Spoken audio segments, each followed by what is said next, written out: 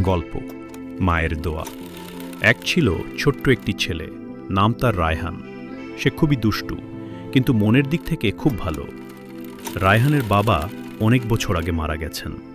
তার মা অনেক কষ্ট করে সেলাইয়ের কাজ করে তাকে বড় করছেন।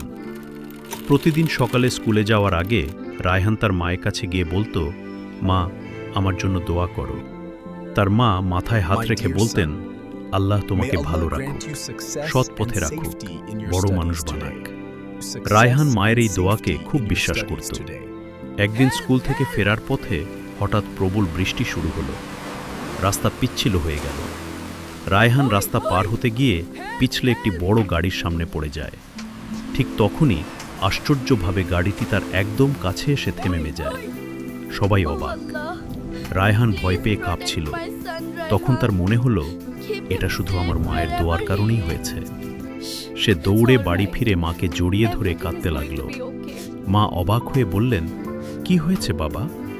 রায়হান বলল, মা, আজ আমি বুঝলাম তোমার দোয়া কত শক্তিশালী। তোমার দোয়াই আমাকে বাঁচিয়েছে। মায়ের চোখে পানি চলে এলো। তিনি বললেন, বাবা, পৃথিবীতে মায়ের দোয়ার মতো বড় আশীর্বাদ আর কিছু নেই। সব সময় সত্য পথে থেকো, আল্লাহ তোমার সাথে থাকবেন। সেদিন থেকে রায়হান আরও ভালো ছেলে হয়ে গেল। মন দিয়ে পড়াশোনা করল, মায়ের কথা শুনল, আর সব সময় মায়ের দোয়া নিয়ে ঘর থেকে বের হতো। বছর কয়েক পরে রায়হান বড় ডাক্তার হল।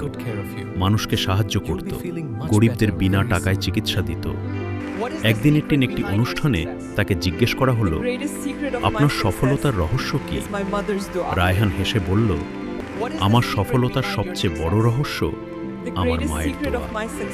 শিক্ষা: মায়ের দোয়া পৃথিবীর সবচেয়ে বড় শক্তি। মাকে ভালোবাসুন, সম্মান করুন, আর সব সময় তার দোয়া নিন।